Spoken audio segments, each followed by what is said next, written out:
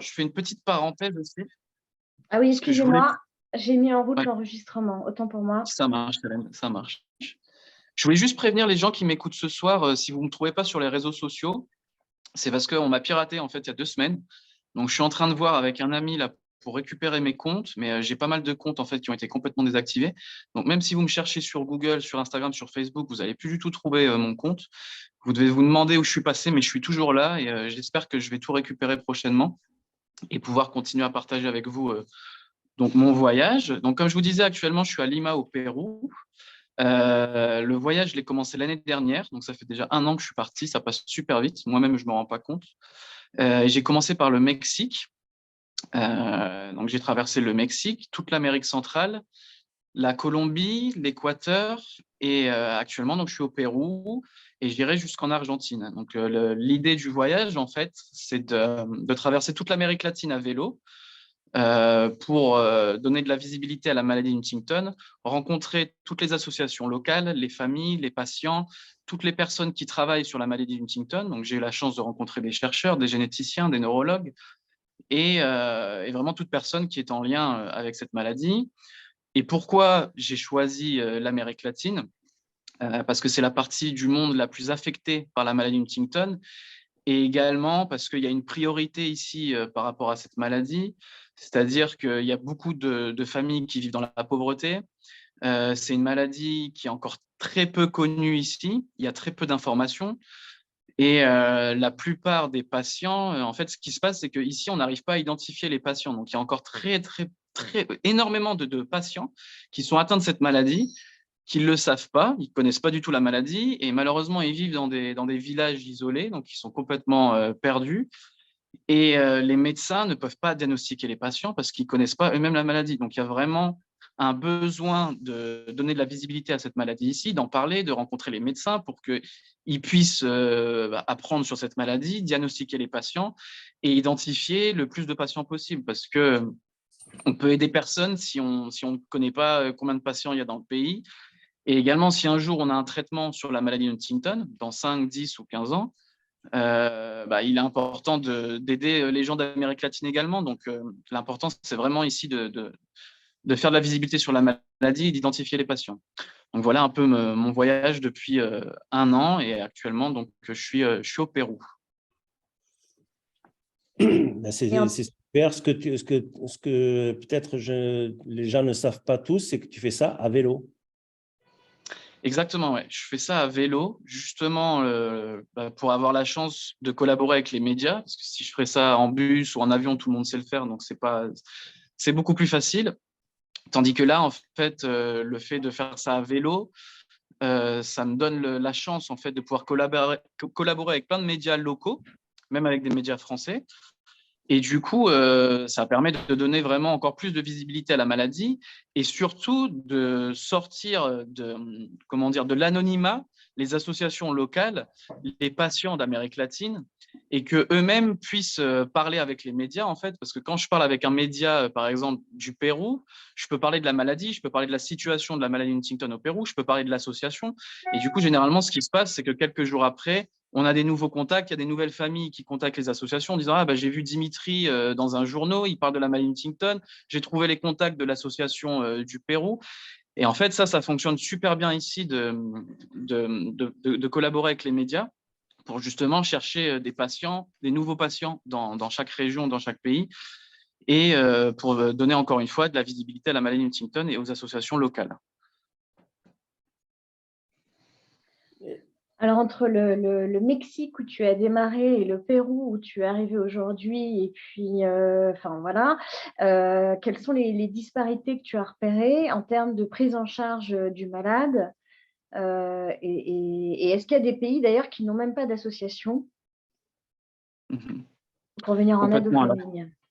par rapport à la France, ce qui me choque le plus ici en général, c'est que par exemple, ils n'ont pas accès aux tests que nous, on peut faire. On peut faire un test sanguin, un diagnostic génétique pour savoir si on est porteur ou non. avant les symptômes, comme je l'ai fait il y a 5 ans. Ici, la plupart des pays et les médecins, les neurologues, les généticiens, ils proposent même pas de faire le test avant l'apparition des symptômes parce que c'est un coût énorme en fait pour eux. Ils n'ont pas les moyens en fait de faire ce test, par exemple. Donc, ils font la prise de sang en fait ici et ils l'envoient à des laboratoires aux États-Unis. Donc, c'est pour ça que ça a un coût énorme. Et ici, ils n'ont pas forcément les mêmes systèmes de santé, la sécurité sociale comme on a en France. Donc, c'est-à-dire que pour un test, pour la maladie Huntington en l'occurrence, ils payent 150 € pour chaque personne à tester. Donc, vous imaginez bien que quand on a une famille de, je ne sais pas, 3, 4, 5 enfants, qu'on doit se faire tester nous-mêmes, qu'on doit faire tester nos enfants, ça a un coût énorme pour eux. La sécurité sociale ne rembourse pas ça. Et donc ça c'est un problème ici, le test en général. Après, il n'y a pas du tout… en fait, chez nous, on a la chance. Par exemple, je sais que ma sœur, elle peut avoir une aide à domicile, une infirmière qui vient chez elle, elle peut avoir quelqu'un qui vient l'aider pour faire ses courses, pour la sortir, etc. Tout ça, c'est pris en charge par la MDPH et le système de santé français. Ici, ça n'existe pas du tout. Donc, c'est de la solidarité au sein des familles, c'est ça? Exactement. C'est ça qui fait leur force, en fait, c'est qu'il y a beaucoup d'entraide ici, il y a beaucoup de solidarité entre eux. Comme ils n'ont pas d'aide extérieure, ils n'ont aucun autre moyen, en fait, que de s'aider entre eux. Et du coup, entre familles, ils s'aident, entre gens du village, ils s'entraident. Et c'est ça qui fait leur force, c'est qu'ils arrivent à s'aider. Mais au Mexique, c'était un peu plus développé. Au Mexique, il y a un centre de neurologie, il y a 2 laboratoires de recherche, il y a des généticiens, des neurologues. Eux, ils peuvent faire le test. Par contre, ils doivent payer, ça a un coût. Les médicaments, ils ne sont pas forcément pris en charge également. Par exemple, là, j'ai rencontré des patients récemment là, au Pérou. Et les familles nous disaient qu'en fait, ils doivent payer un médicament qui coûte 50 € toutes les 2 semaines. Donc, pour nous, ça nous paraît pas trop cher, mais pour eux, c'est énorme. Et donc, il faut savoir qu'ici, le salaire minimum, il est de 250 € par mois, en général, dans les pays d'Amérique du Sud. Donc, c'est très faible. Donc, vous vous rendez compte, 50 € pour eux, c'est énorme. Du coup, la priorité, ça ne va pas du tout pour un médicament ou pour un patient qui a la maladie Huntington. Ça va pour se nourrir et pour se loger, les choses primaires, en fait, que nous, on a déjà. Et encore une fois, c'est des soins qui ne sont pas remboursés par la sécurité sociale. Et En ça, plus de ça, c'est pareil au Mexique, c'est pareil au Costa Rica, ouais. Ouais, d'accord. Complètement, ouais. Au Costa Rica, c'est un pays un peu plus développé. Là, le salaire minimum, il est de 400 $. Et ils ont un peu plus comment dire, de commodité, etc. Mais bon, en général, là, le test, par exemple, au Costa Rica, c'est pareil. Ils doivent payer 150 $, ils doivent l'envoyer aux États-Unis. Il n'y a pas de possibilité de faire le test avant d'avoir les premiers symptômes. Et également, ce qui n'existe pas ici, c'est qu'on a en France, ça je trouve que c'est super en France, c'est le test prénatal. Ça n'existe pas du tout ici. Ni le fait, DPI, ni le prénatal, ni le voilà, le préimplantatoire. DPI, ici, ça n'existe pas du tout parce que, en fait, ici, il y a beaucoup de pays où l'avortement est encore illégal, en fait. Oui. Parce qu'ici, ils sont très catholiques. Il y a le sujet de la religion, en fait. Et du coup, dans plein de pays, du fait de la religion, l'avortement est illégal. Et en fait, ce qu'on ne pense pas forcément, mais du fait que l'avortement soit illégal, ça impacte des maladies comme la maladie Huntington, qui est une maladie génétique et héréditaire. Donc ici, on ne peut même pas parler en fait d'un test prénatal puisqu'on ne peut pas avorter. Du coup, la question ne se pose même pas en fait.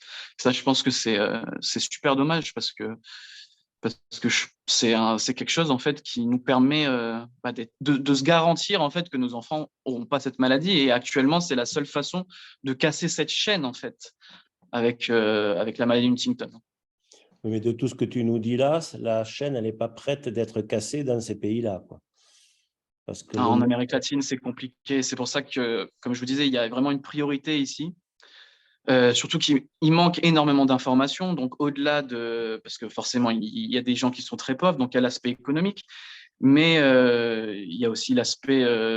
c'est pas que de la pauvreté économique, c'est de la pauvreté intellectuelle également. Ils n'ont pas accès à l'information que nous, on a en Europe et en France. On a la chance d'avoir.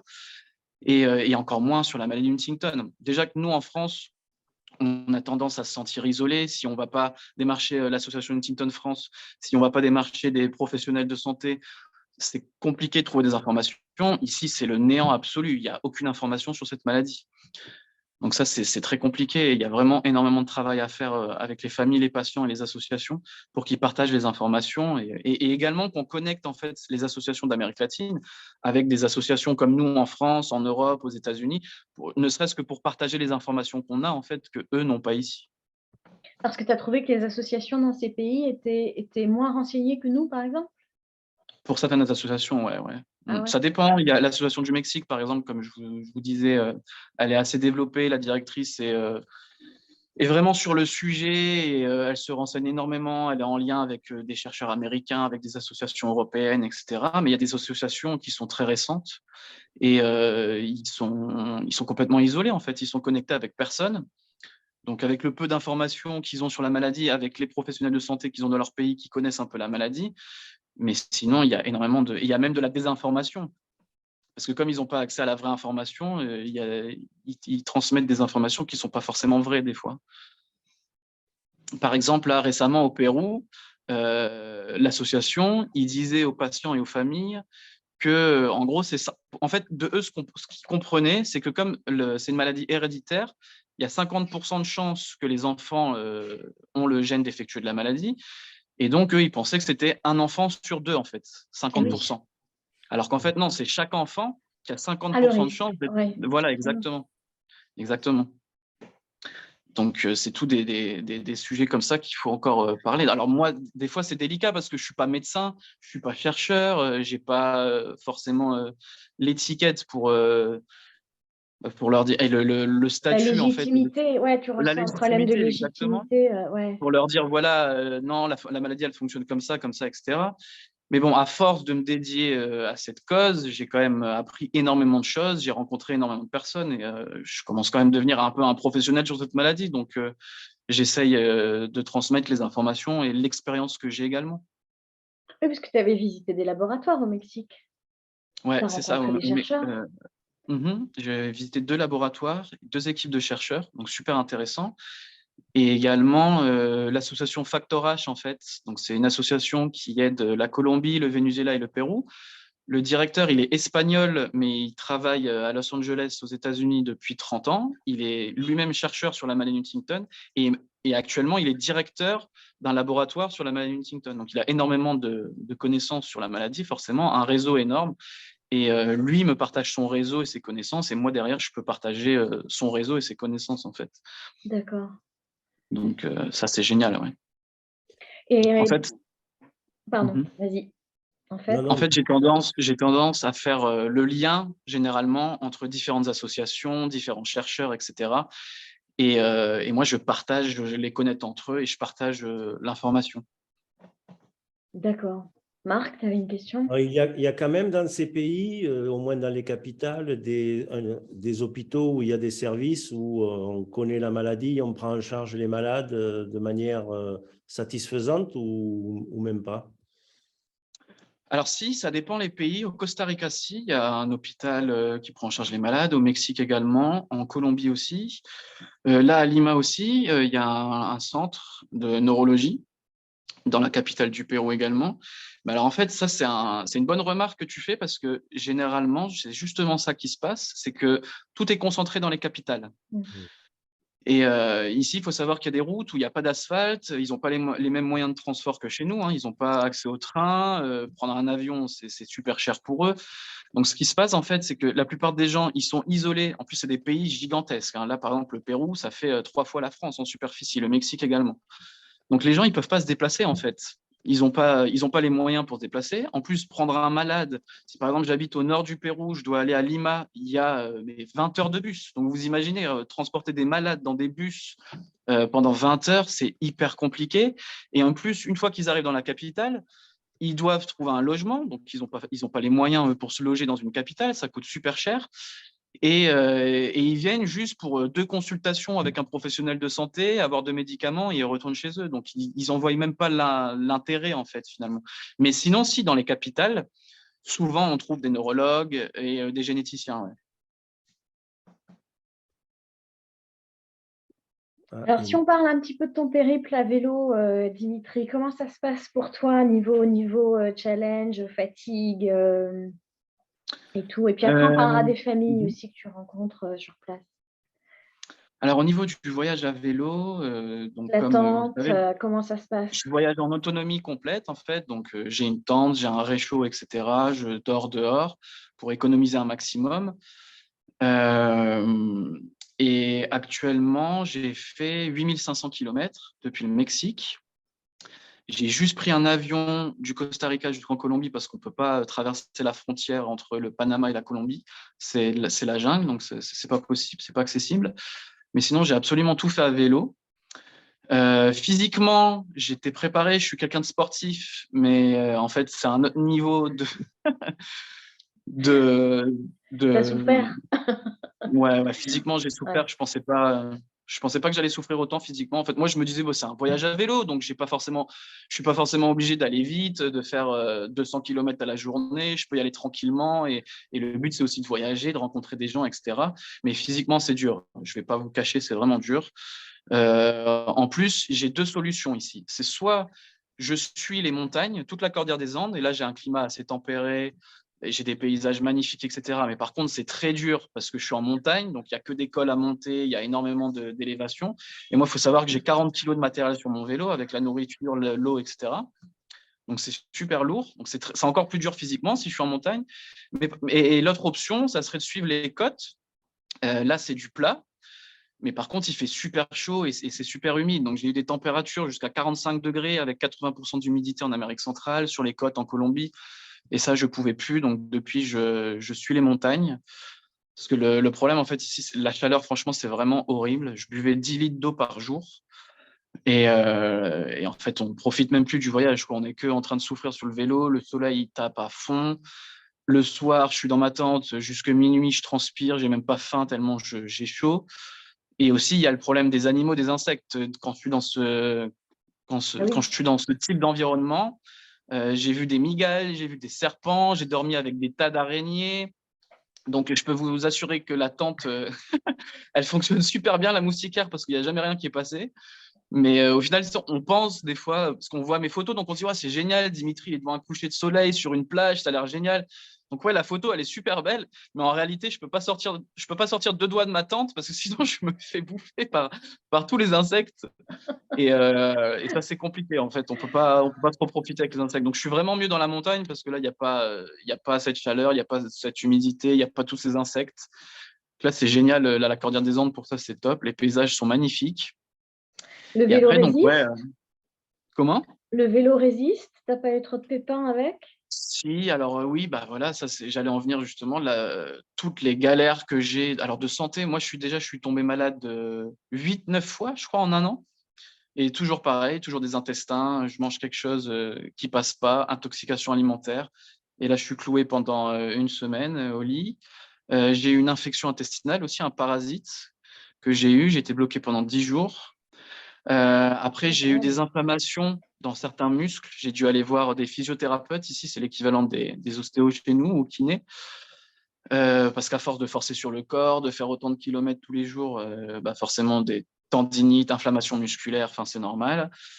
Et après, avec le vélo, donc voilà, comme tu le dis, oui, si, j'ai eu plein de galères. J'ai eu mes soudures qui se sont dessoudées sur le porte-bagages. J'ai des pneus qui ont explosé, j'ai vraiment eu tout type de galères. Mais bon, après, c'est bien parce que ça fait marcher la solidarité. Et à chaque fois que j'ai des problèmes et que je suis coincé, que je suis sur le bas-côté de la route et que je peux plus avancer parce que je ne sais pas réparer la panne que j'ai sur le vélo, généralement, je fais du stop. Au bout de 10 minutes, les gens, ils s'arrêtent et ils m'amènent à une ville, à un village. Et en fait, c'est ça que je me rends compte, c'est à chaque fois qu'il y a une galère, mais je fais fonctionner la solidarité et c'est généralement les derrière. Enfin, après, c'est les meilleurs souvenirs que j'ai en fait. C'est difficile au début, parce que généralement, quand tu as une galère, tout s'accumule. Hein. C'est pas une crevaison, c'est trois crevaisons en même temps. Il se met à pleuvoir, j'ai pas mangé depuis 3 heures. Il y a vraiment, c'est une accumulation généralement. Et d'avoir quelqu'un qui vient nous aider, on se sent sauvé. Et les gens, ils nous font ici, ils sont super solidaires. Comme je dis régulièrement, en fait, je suis seul sur la route à vélo, mais le voyage à vélo nous permet d'aller vraiment à la rencontre de tout le monde, parce qu'on va pas vite, on passe par tous les villages, plein d'endroits où il n'y a pas de tourisme. Et du coup, je suis jamais vraiment tout seul, en fait, et je fais vraiment fonctionner la solidarité avec ce genre de voyage. Donc ça, c'est vraiment génial. Il y a des gens qui m'offrent à manger, qui m'offrent comment dire, qui me donnent de l'argent, en fait, directement. Ah bon? Ah Ça m'est ouais. déjà arrivé. Ouais. De l'eau, on m'a déjà payé des hôtels, ils m'invitent chez eux, je passe la nuit, etc. Je mange avec eux, je rencontre toute leur famille, ça c'est commun. Je sais très bien Sachant que ici c'est que je pas peux le grand arriver. luxe en plus, vu les photos qu'on a vues, notamment au Pérou. Ça t'est pas arrivé au Pérou, ça si? Si, si, Ah ouais? justement au Pérou, c'est encore, en règle générale, les Latinos sont super gentils comment dire, ils ont vraiment cette culture de l'hospitalité. Mais au Pérou, c'est encore mieux, c'est un niveau encore au-dessus. Les gens ici, ils sont adorables, adorables. Vraiment, c'est impressionnant. Et ça, c'est D'ailleurs, super en touchant. parlant des gens, on a une question de Joline. Je me permets d'interrompre parce que je trouve que ça correspondait bien au sujet. Est-ce que tu arrives à rester en contact avec toutes les personnes que tu rencontres, les familles et les professionnels? Et est-ce que tu arrives à pérenniser et penses-tu réussir à les pérenniser dans le temps?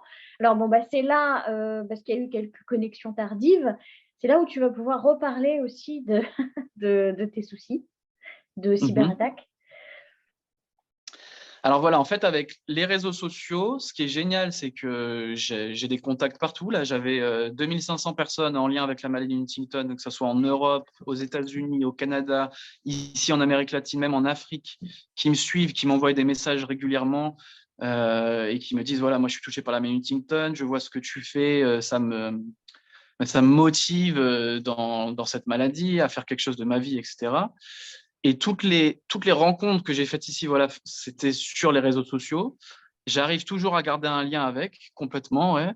Et justement, je partage même ce réseau et tous ces contacts que j'ai avec les gens ici, en fait, puisque eux, ils n'ont pas forcément l'opportunité.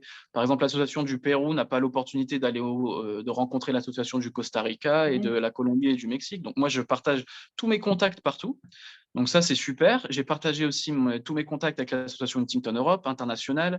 HDYO, c'est l'association de Huntington juvénile. Je leur ai Oui. partagé tout mon réseau également. Et donc, j'arrivais toujours à garder contact avec tout le monde. Mais malheureusement, là, depuis 2 semaines, je me suis fait pirater mes comptes. Donc, ça m'handicape énormément parce que Donc, c'est tu tous n'as mes pas contacts disparu, que je tu es perds. toujours là, mais il y a quelqu'un de Exactement. malfaisant. Ouais. Et il y a certaines personnes dont j'ai le numéro de téléphone, donc je peux rester en contact. Mais c'est là qu'on se rend compte en fait que c'est pas, enfin, de tout baser sur les réseaux sociaux, c'est pas forcément bien parce que quand quelque chose comme ça arrive, on perd tout en fait. Et moi qui n'avais pas d'adresse email et de numéro de téléphone, j'avais confiance aux réseaux sociaux. Et actuellement, là, je me retrouve bien embêté parce que j'ai perdu des milliers de contacts, vraiment. Donc en espérant que je vais récupérer mes comptes prochainement. Bah, je te le Dimitri, souhaite. toi qui as rencontré beaucoup d'associations dans différents pays, est-ce qu'il y a quelque chose qui se fait dans d'autres pays que nous, ici, en France, on pourrait faire et qu'on ne fait pas et qu'on pourrait faire? Alors moi, quelque chose que j'avais vu qui était génial dans l'association du Mexique, après, il faut avoir les moyens aussi, parce qu'eux, ils ont des moyens. Mais par exemple, ils ont un van, en fait, et parce que le Mexico City, c'est une des villes les plus grandes au monde. Il y a énormément de population, il y a énormément de trafic. Enfin, c'est très compliqué comment dire, c'est très compliqué pour les patients de se rendre à l'association. Donc, ils ont un van et ils vont chercher les patients, en fait, pour les faire passer une journée dans l'association. Et en fait, leur bureau, c'est simplement une maison avec une cuisine, avec une petite salle de sport, etc. Et les patients, ils peuvent faire du sport, ils peuvent passer une journée simplement avec des gens de l'association et parler, faire tout type d'activités. Et également, ce qui est génial, c'est que la directrice de l'association du Mexique, elle est en contact en fait avec des médecins, avec des psychologues, etc. Donc les patients, comme on le fait dans l'association Huntington France, les patients ils peuvent avoir accès à une psychologue gratuitement. Ils peuvent avoir accès, par exemple, comment ça s'appelle en français, je sais plus, pour tout ce qui est rééducation du langage. Orthophoniste? L'orthophonie? Voilà, orthophoniste. Donc ils font ça également. Ils font des exercices d'orthophonie pour les malades et ils font tout ça dans l'association. Ça, je trouve que c'est génial. Ils ont même Et un donc, neurologue à venir les voir? ouais, exactement, ouais. Et également, j'ai vu aussi des associations où, à l'inverse, ils envoient à domicile en fait des professionnels de santé ou des membres de l'association pour aller rencontrer les familles et les patients. Parce qu'encore une fois, comme je vous expliquais, tout est concentré dans les capitales. Donc, si on ne va pas à la rencontre des patients et des familles, il n'y a personne qui va les voir. Et par exemple, ici au Pérou, alors ça, c'est des demandes qu'il faut faire avec les médecins, etc. Je ne sais pas si c'est possible chez nous. Mais par exemple, ici, tous les 3 mois, il y a un neurologue et un généticien qui va dans les villages pour aller rencontrer des patients, leur donner des médicaments, les informer sur la maladie Huntington, parce qu'ils n'ont pas du tout les moyens et les ressources pour se déplacer jusqu'à la capitale. Donc ça, je trouve que c'est génial aussi, ouais. Alors, Pour les gens il qui y a des vivent, questions qui sont tombées, Dimitri, j'en profite. 6 mois. Alors, une question de Chantal. Comment résistes-tu moralement? Est-ce que les belles rencontres et la solidarité te sont suffisantes? Est-ce que médites-tu? Où donc puisses-tu ta force? En fait, c'est marrant parce que ça, c'est quelque chose qu'on me dit fréquemment, que je serais quelqu'un de plus fort, que j'ai une force mentale, etc. Mais je ne pense pas, hein. Vraiment, je suis comme vous tous, en fait. Je ne suis pas plus fort que personne. Et pour moi, il faut savoir qu'il y a des hauts et des bas. Bien sûr que des fois, c'est l'euphorie du voyage, c'est les belles rencontres et tout est positif. Et des fois, je rencontre des patients qui sont dans des cas extrêmes, des enfants, parce qu'il faut savoir qu'il y a des cas de Huntington de juvéniles que j'ai rencontrés ici. Il y a des enfants qui ont 7 ans, ils sont déjà atteints de la maladie Huntington. Il y a des patients que j'ai rencontrés qui sont décédés, par exemple, récemment. Et également, les voir vivre dans des conditions de pauvreté comme je l'ai vu, parce qu'il y a des gens qui vivent ici encore dans des maisons en argile, exactement comme en Afrique. Ils n'ont absolument rien. Et vous voyez des patients qui sont en train de… Ils meurent à petit feu, en fait, dans des conditions qui sont horribles. Ils sont ils n'ont même pas de nutrition, ils n'ont même pas à manger, en fait. Ils n'ont même pas accès à l'eau potable, etc. Donc, tout ça, c'est des sujets qui sont très difficiles pour moi et qui, forcément, me touchent et m'impactent moralement. Et bien sûr que des fois, ça me fait mal. Et, Et ça te touche, ça, ouais, bien et sûr. ça me rend super triste. Voilà. Et en plus, moi, je suis qu'un patient de cette maladie, hein. Encore une fois, je ne suis pas un médecin. Donc, ma sœur, actuellement, elle est malade de cette maladie. Moi, je suis positif. J'ai encore la chance d'être asymptomatique. Mais j'essaye toujours de me dire, bon, voilà, Dimitri, en fait, c'est toujours ça ma force et ma motivation. C'est que je me dis, voilà, Dimitri, si demain, si l'année prochaine, si ça se trouve, l'année prochaine, je vais être atteint, je vais être malade et je vais avoir des symptômes. On ne sait pas dans combien de temps je vais moi-même être malade de cette maladie. Donc, je me dis tout le temps, ça se trouve dans 1 an, dans 2 ans, dans 6 mois, dans 3 ans. Moi, j'arrive pas à me projeter en fait avec cette maladie depuis que je sais que je suis porteur. Et donc, je me dis, bah voilà, même si c'est difficile, etc., tout ce que tu fais, ça a quand même un impact pour des gens, etc. Et au moins, bah, tu auras fait quelque chose, tu auras laissé quelque chose derrière toi. Et, voilà, quoi qu'il pourra se passer dans ma vie après tout ça, bah, j'aurai le moins de regrets possible, en fait. Et c'est ça mon moteur. C'est vraiment avoir le moins de regrets possible et de faire le maximum tant que je suis pas malade. Et en plus, là, je me dis tout le temps, Dimitri, tu peux pas te plaindre. C'est difficile tout ce que je fais, hein. Voilà, c'est très difficile, physiquement, moralement. Il y a le voyage à vélo, je dors dehors. En plus, il faut aller rencontrer des malades, des patients, tout le projet avec la maladie Huntington. Mais à côté de ça, il y a des gens qui souffrent, qui sont atteints de cette maladie, qui vivent dans des conditions horribles. Donc, eux, ils me motivent également parce que je me dis, mais Dimitri, tu peux pas te plaindre, tu as la santé, tu as un peu d'argent, tu as la chance de voyager. Eux, ils n'ont même pas la chance de faire ça. Je vis de mes passions en plus, parce que moi, je suis passionné par le sport et par les voyages, donc je fais vraiment ce que j'aime en faisant ça ici. Et les langues? Et les langues également, voilà. Donc, pour moi, c'est vraiment ça, en fait. Ma Ouais, force et ma tu tires ta motivation, force de ça. elle vient vraiment de là, ouais, complètement. Alors, Pascal te félicite, Dimitri, pour cette aventure extraordinaire et cet engagement courageux. Alors, je ne sais pas si tu vas pouvoir répondre à la question, ou peut-être Marc, je ne sais pas. Comment donner une visibilité à cette expérience dans le cadre du Téléthon 2022? C'est vrai que le Téléthon est dédié aux maladies rares, mais… Non, mais tu sais, Dimitri, il y a 2 semaines, quand on a fait la visio lors de l'inauguration, il y avait la présidente de l'Alliance Maladies Rares qui dépendent du Téléthon, hein. Les fonds viennent du Téléthon. Donc, est-ce qu'on lui demande s'il y a possibilité, pendant les 24 heures que vont durer le Téléthon en décembre, est-ce que tu es intéressé pareil, de faire une visio, ou est-ce que tu as déjà des contacts Ah non, moi, j'ai pas du tout de contact. Ouais. Si on peut faire une visio, c'est avec grand plaisir. D'accord, donc on peut essayer par l'intermédiaire de cette personne-là de voir comme elle a été emballée par l'aventure et tout ça, donc on peut essayer de capitaliser là-dessus et lui demander si elle peut Complètement. intervenir, je ne sais pas si elle peut, mais auprès du programme du Téléthon, et voir si au Mm. cours de 24 heures, il y a possibilité. On va s'en occuper. Mais je rebondis sur cette question parce que faut savoir que moi, je contacte régulièrement. Enfin, ça fait 1 an, maintenant, ça fera 2 ans que je travaille sur ce projet parce que j'ai dû forcément organiser également tout ce projet. J'ai contacté énormément d'entreprises, j'ai contacté et je contacte encore toujours énormément de médias.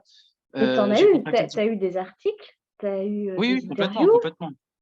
Mais c'est toujours très difficile de trouver des sponsors, d'avoir des organismes comme le Téléthon qui nous répondent, juste qui nous répondent, parce que moi, je leur en veux pas, hein, forcément, mais ils doivent avoir des milliers de demandes et ils voient forcément pas notre mail, en fait. Ils voient pas notre… Parce qu'il y a plein de choses. Il y a… Je veux dire, il y a même d'un point de vue, comment dire, des mairies, de l'État, du gouvernement, etc. Je pense qu'on pourrait faire plein de choses. On pourrait donner encore plus de visibilité à la Maline Huntington, ou même les influenceurs, les acteurs, les Les sportifs. youtubeurs, hein, ouais. Exactement. J'ai essayé de toucher plein de personnes et j'essaye encore, mais c'est très compliqué. C'est vraiment compliqué. D'ailleurs, si vous qui me regardez, si vous avez des contacts, etc., n'hésitez pas à parler de mon projet, à parler de la maladie Huntington, de l'association de l'AHF, de l'association Huntington France, parce qu'on a vraiment besoin de visibilité, en fait. Ça, c'est super important. Et des fois, on ne se rend pas compte, mais juste de parler, on peut parler de ça avec nos collègues de travail, et peut-être qu'il y a quelqu'un qui connaît quelqu'un, et ça, le bouche à oreille, ça peut vraiment marcher. Ou des dirigeants d'une entreprise qui peut-être ont des contacts, etc., et qui pourraient mettre en avant, par exemple, comme on l'a mentionné là, la Maline Huntington dans le Téléthon. Ça serait génial, ça serait vraiment génial. Et c'est ma volonté, hein, vraiment. On va essayer. Ouais, on verra, c'est ça.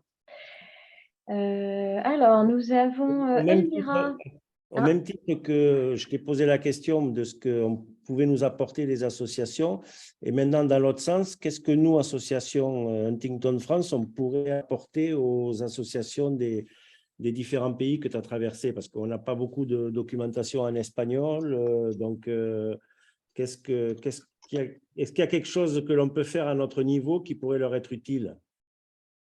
Bah, bien évidemment, forcément la partie économique, hein.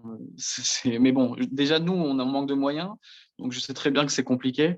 Mais ici, ils n'ont absolument rien. Donc, c'est très, très, très, très difficile pour les associations. Ici, par exemple, la plupart des associations, ils n'ont même pas de bureau, hein. Ils ne peuvent même pas faire des flyers. Ils ont pas de site internet. Enfin, tout ça, c'est un coût énorme pour les associations.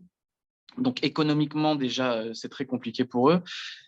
Mais après, outre l'aspect financier, parce que c'est ce que j'essaye d'expliquer. Parce qu'en fait, ici, moi, j'arrive d'Europe.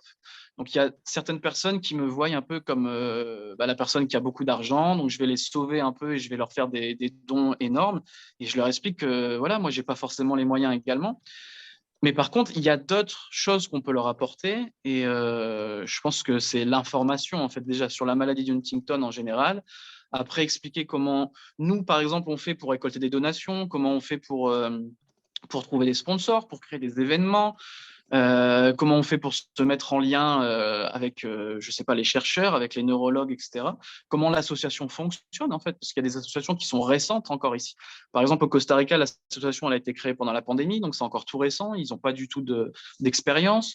Au Pérou également, c'est une association qui a 4-5 ans, donc c'est pareil, ils n'ont aucune expérience. Et après, tout ce qui est en lien avec forcément l'information sur la maladie Huntington, et les informations qu'on a sur la recherche aussi, je pense que ça pourrait les intéresser. Et également, partager notre réseau. Je pense que peut-être qu'il y a des chercheurs en France qui pourraient partager aussi leurs travaux avec d'autres pays. L'idée, c'est… En fait, moi, et ça, c'est un peu c'est vraiment le cœur de mon projet, c'est ce que je dis tout le temps, c'est qu'on fait face à une maladie rare. Et donc, l'idée, c'est de dire la maladie, elle n'a pas de frontières. Donc, plus on pourra s'entraider entre pays européens, avec les États-Unis, le Canada, l'Amérique latine et tous les pays, plus on pourra faire parler de cette maladie et plus on pourra faire avancer cette cause. Ça, c'est certain. Donc, c'est pour ça on a intérêt à s'unir et à être solidaires, en fait, les uns les autres, plutôt qu'à à se concurrencer. Parce que l'idée, c'est vraiment de dire, voilà, on agit tous pour la maladie Huntington, pour le bien de chacun, pour faire parler de cette maladie, pour qu'on ait de l'aide, pour que les patients, les familles soient reconnus. Et ça, je pense que c'est super important. Après, forcément, oui, il nous manque les langues, comme tu le dis. Et c'est là où je pense que moi, je peux aider avec l'association Huntington Europe et le réseau ici, c'est que je parle espagnol-anglais, donc je peux traduire et en mettre en relation les différents organismes. Ok. Hélène, à toi. Moi, je voulais aborder, et puis après, on laissera un peu plus la parole aux personnes qui ont envie de poser des questions sur le chat. N'hésitez pas à poser vos questions avant la fin. On va clore pardon, à 19h. Parle-nous un petit peu des familles que tu as rencontrées dans les différents pays. Comment vivent-ils avec la maladie? Comment le prennent-ils? Quel est leur ressenti sur le fait que la maladie soit héréditaire? Donc, du coup, tu l'as dit, il n'y a pas le test, il n'y a pas le DPI, pas le DPN. Donc, la maladie les touche, bon, tout comme nous aussi en France, mais les touche sur plusieurs générations d'enfants et puis familles nombreuses, donc beaucoup d'enfants malades. Explique-nous un petit peu comment ça se passe pour eux. J'aime pas généraliser parce que forcément chaque Oui, famille, mais chaque patient, cite des c'est cas, différent. Mais de manière générale, ce que j'expliquais tout à l'heure, c'est que les gens sont très religieux ici. Ils sont très, très catholiques, ils croient énormément à Dieu, ils ont énormément la foi, ils pensent que les malades vont s'en sortir en priant, en allant à l'église, etc. Alors, moi, je ne juge pas, hein, chacun a sa forme de pensée, etc. Mais le problème, c'est que ils ne font pas forcément confiance à la médecine, du coup. Ils ne veulent pas forcément aller voir des médecins, ils ne veulent pas s'informer sur la maladie parce qu'ils se disent, de toute façon, c'est la responsabilité de Dieu. Si aujourd'hui ma fille elle est malade, c'est parce que Dieu l'a voulu, c'est comme ça, il faut l'accepter. Et peut-être que dans 2 ans, Dieu la sauvera et elle sera plus malade. Pour nous, ça nous paraît un peu bizarre de penser de cette façon, mais eux, ils sont convaincus de cette façon-là. Donc ça, c'est compliqué déjà parce que moi, je viens d'Europe, j'ai pas la même façon de penser sur ce sujet-là. Et en même temps, je dois respecter les gens qui ont cette croyance, qui ont cette religion, parce que je ne peux pas arriver et commencer à juger et critiquer les gens. Chacun a ses façons de penser. Mais ça, par exemple, c'est un élément bloquant pour que eux, ils s'ouvrent en fait face à la maladie et ils vont chercher des associations, ils prennent des médicaments, ils vont voir des médecins. Ensuite, ce qui se passe souvent aussi ici, c'est qu'ils occultent complètement la maladie. Ils savent qu'il y a des cas dans la famille, mais ils ne veulent pas en parler. Du coup, ils vont pas avoir d'association. Ils sont dans le déni en fait de la maladie. Ils ne veulent pas voir ça. Du coup, ils ne s'informent pas du tout sur cette maladie. Ils disent bon voilà, ma fille est malade, mais on continue de vivre. Ils veulent pas se renseigner. Après, je pense qu'il y a de la peur, hein, comme nous en fait. Ils ont peur de cette maladie. Pour la plupart, ils savent que c'est une maladie héréditaire, mais ça les empêche pas généralement de faire des enfants. Parce que en fait, en Amérique latine, c'est plus important de construire une famille. Ici, ils ont vraiment l'esprit famille. Ici, à 20 ans, une jeune fille, elle doit déjà se marier et faire des enfants. C'est la priorité dans sa vie, en fait. Une fille de 30 ans qui n'est pas mariée, qui est célibataire, même si elle a un bon statut social, qu'elle a un bon métier, etc., elle n'est pas mise en avant dans la société. Ici, à 30 ans, il faut être mère de famille avec ses enfants, etc. Donc, du coup, les gens, ils focalisent leur objectif de vie sur la famille et maladie héréditaire, génétique, Huntington ou pas, ils font des enfants parce que c'est le plus important, en fait. Et après, ils se disent, de toute façon, il y a 50% de chance, donc ça sera la décision de Dieu, entre autres. Et ce qui se passe aussi, Alors ça, c'est pas pour toutes les familles, parce que ça dépend du niveau de pauvreté économique et intellectuelle, mais ce que j'ai rencontré, par exemple en Colombie, il y a des villages complètement isolés où ils vivent vraiment dans une pauvreté extrême, et vraiment extrême. Et donc forcément, ils ont un manque d'éducation. Du coup, ils font énormément d'enfants. Moi, j'ai rencontré par exemple une femme qui a 75 ans, 15 enfants. Sur les 15 enfants, 10 enfants qui ont la maladie d'Huntington. Sur les 10 enfants qui ont la maladie d'Huntington, ils ont refait des enfants, donc elle a des petits-enfants, voilà. Et donc du coup, toute sa vie, cette personne, depuis qu'elle a 30 ans, elle s'occupe de ses enfants et de ses petits-enfants qui sont atteints de la maladie d'Huntington. Elle a perdu tout le monde, en fait. Et, euh, et c'est horrible parce que enfin, déjà, c'est dur avec un enfant, deux enfants ou même sans enfants. C'est dur de faire face à cette maladie. Mais alors, rendez-vous compte, quand on a 15 enfants et ensuite des petits-enfants, etc.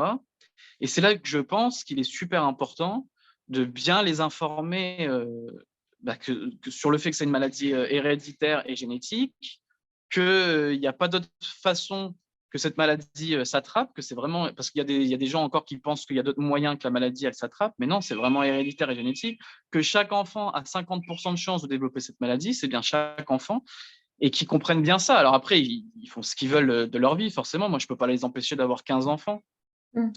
mais Et c'est puis ce la qui se passe. religion va jouer son rôle. Donc, Mm. Et c'est voilà. ce qui se passe aussi des fois. Et ça, en fait, je me dis comment on arrivera, encore une fois, à arrêter cette chaîne, en fait. Parce qu'actuellement, on n'a pas de traitement, on n'a pas de cure. Donc, le seul moyen qu'on a, et nous, on a la chance, c'est encore une fois la DPI, et de s'assurer que nos enfants, ils ne sont pas porteurs de cette maladie. Mais il y a des cas ici qui sont très, très compliqués. Et également, il y a des cas où ils ont plusieurs partenaires. Ils n'ont pas conscience, en fait, que c'est une maladie héréditaire. Donc, ils ont des enfants avec différents partenaires. Et bien là, vous vous retrouvez avec 10 nouveaux malades Huntington dans le village. Et eux-mêmes, ils refont des enfants derrière. Et après, ça se propage, en fait. Et c'est comme ça qu'ici, il y a des villages qui se sont retrouvés avec des malades Huntington dans chaque maison. Ici, au Venezuela et en Colombie, il y a des villages entiers avec des cas de la maladie Huntington. Donc ça, c'est super compliqué aussi, quoi. Il y a toujours de la discrimination aussi envers les malades. C'est aussi pour ça qu'ils se sont regroupés dans des villages, parce que comme ils Ah sont oui. catholiques, il y a cette pensée en fait que les malades Huntington seraient possédés, que les familles qui ont des cas de Huntington, c'est des gens qui sont possédés par le diable. Donc du coup, ils sont mis à l'écart. Ah oui, donc il y a des Et donc, croyances au-delà de Dieu, en fait. Hein. C'est des croyances exactement, ouais. locales. Il y a Mhm. déjà eu Des des cas comme légendes, des ça aux mythes. États-Unis, hein. Marc, pardon? Il y a eu des cas comme ça aux États-Unis, un peu de sorcellerie. Il n'y a pas que dans les pays d'Amérique latine, hein. Oui, oui, Ok. c'est terrible. Mm. Ouais, exactement, c'est terrible. Et jusqu'à dans les écoles, en fait, il y a de la discrimination avec des enfants qui sont déjà atteints de Huntington juvénile. Et du coup, bah, les autres enfants, ils jugent l'enfant en disant oui, il est atteint par le diable, il ne faut pas le fréquenter, etc. Donc l'enfant, il se déscolarise, en fait. Au bout de Oui. 2 mois, il se déscolarise.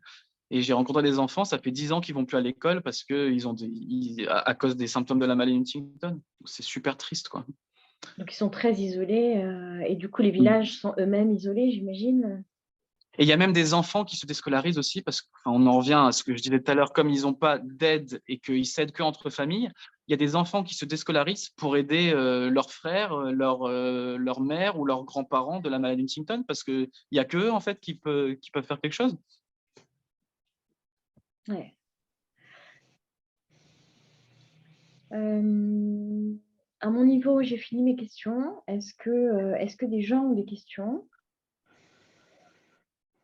En attendant que les gens posent leurs questions, Dimitri, dis-nous quels sont tes projets pour la fin du voyage. Vers quel pays Ouais. tu vas? Comment tu termines ton voyage et quand? Alors là, je repars la semaine prochaine de Lima. Je vais repartir dans la montagne justement. Je reprends le voyage à vélo. Je poursuis en Bolivie. Alors en Bolivie, je n'ai pas de contact avec la maladie Huntington, mais j'essaierai, si je peux, de collaborer avec quelques médias locaux pour parler de la maladie et voir s'il y a des gens qui me contactent sur les réseaux. Mais après, au Chili, en Argentine, je vais encore rencontrer les associations locales. J'ai encore plein de familles et de patients à rencontrer. Et je vais également, normalement, faire un film avec un ami à moi qui va faire un documentaire en fait, sur mon voyage et sur la maladie Huntington et les associations. Donc, j'ai encore ces projets-là à faire. Et le but, c'est d'aller jusqu'en Argentine. Et je connais même un patient jusqu'à Ushuaia. Donc, tout au sud de l'Argentine, c'est la partie la plus au sud du monde. Et ben, également, dans cette partie-là, il y a un malade Huntington qui m'a contacté il y a quelques temps. Donc, ça sera mon objectif pour aller le rencontrer et finir le voyage. T'as gardé ses coordonnées? Ben, maintenant, il faut que je repasse par l'association Huntington d'Argentine pour avoir accès à ces coordonnées parce que je les ai perdues dans mes réseaux Ouais, sociaux. c'est Mais, ça. Ouais. voilà. Mais j'avais. Bah, si on peut t'aider, si jamais, bon, si je te souhaite de les retrouver, mais si on peut Après, t'aider à n'hésitez pas, hein, relayer, si vous utilisez les réseaux sociaux, je sais pas, faites un message sur Facebook, taguez Facebook et dites voilà, Dimitri s'est fait hacker en me taguant. ok. Et peut-être que il y a des gens, des administrateurs de Facebook qui verront les messages. Si on est plusieurs à le faire, peut-être qu'ils se diront ah bah tiens, Dimitri, il faisait parce que Facebook ne sait pas que je fais un projet social, qu'il y a des gens qui me suivent, etc. Donc le plus dur, en fait, je pense, c'est de les contacter et d'avoir quelqu'un de Facebook qui sait que je me suis fait pirater et qu'il y a des milliers de gens qui sont impactés par ça, quoi. Ouais. Mais moi, j'ai Les un jeunes, il ami. y a 4 jeunes Ouais. Rennais là qui sont. J'en profite du coup. 4 jeunes Rennais qui font des études, et notamment sur la maladie de Huntington, qui voudraient faire un partenariat. Je m'adresse à eux parce que moi, je ne suis pas toute jeune, donc je ne me On balade est pas tous sur vieux, là. Facebook. Donc, s'ils ont compris ce que veut dire taguer le profil de Dimitri pour alerter Même Facebook sur qui s'est Twitter, fait hacker son je compte, sais que surtout, ça se fait n'hésitez souvent. pas. Ouais, voilà. Sur Twitter aussi, si on peut taguer mon projet Explore for Huntington et taguer Facebook, Instagram. Oui, parce que Et tu as, peut-être que perdu Facebook, Twitter et Instagram, c'est ça, Instagram. les Ouais, trois. j'ai tout perdu. Et en fait, ils m'ont désactivé les comptes parce que j'aurais fait des activités illégales sur les comptes. Bien entendu, c'était pas moi, c'était le pirate en fait qui avait accès à mes comptes. Et du coup, ils ont tout désactivé, ils ont tout supprimé pour justement des activités illégales. Donc, je sais même pas ce qui s'est passé sur mon compte parce qu'ils n'en disent pas plus. Et le plus difficile, en fait, c'est de réussir à les contacter. J'arrête pas de chercher sur Internet des façons de les contacter, mais ils me répondent jamais. Bah, ils ont Donc, tout verrouillé pour qu'on ne les contacte pas, en fait. Hein. exactement, c'est une très grosse entreprise, donc ils doivent recevoir des millions de messages, de mails, etc. par jour, j'imagine. Et donc, on verra, on verra. J'ai une question de Eléa qui te demande à quand un retour en France, du coup? Là, il me manque encore quelques mois. Donc, je pense qu'en France, je rentrerai au printemps 2023, je pense. Ouais, je pense au mieux printemps 2023. Par rapport au budget que j'ai et à mes objectifs là, dans mon voyage, parce que là, il faut savoir que je vais dans des pays qui sont super grands. Le Chili, l'Argentine, c'est gigantesque. Donc, j'ai encore 5 000 à 6 000 kilomètres à faire, je pense, à vélo, plus Et les au gens à niveau budget, rencontrer. tu t'en sors? Et budget, grâce à vous et aux gens qui m'aident, pour l'instant, ça va, ouais. Ok. N'hésite pas à nous le dire, hein, Dimitri. Merci, ouais, c'est super gentil, Marc. Merci beaucoup.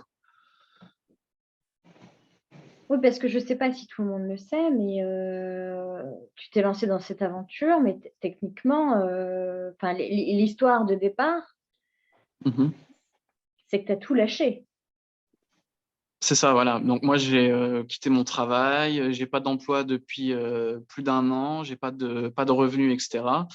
Et donc tout le projet, il fonctionne grâce à vos dons, grâce à l'entraide, grâce à la solidarité et grâce à vous tous finalement.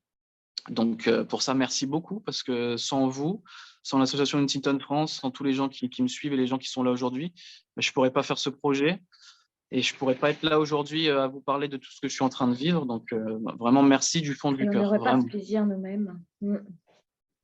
Et je pense Merci à qu'après ce toi, projet Dimitri. aussi, ça sera super intéressant que je partage mon projet avec la communauté française et tout ce que j'ai fait, tout le réseau que j'ai rencontré ici. C'est des expériences qui sont intéressantes. Alors, on a Je vais enregistré. y aller, Hélène. Je te Oui, dis bravo, Dimitri. Merci beaucoup, Marc.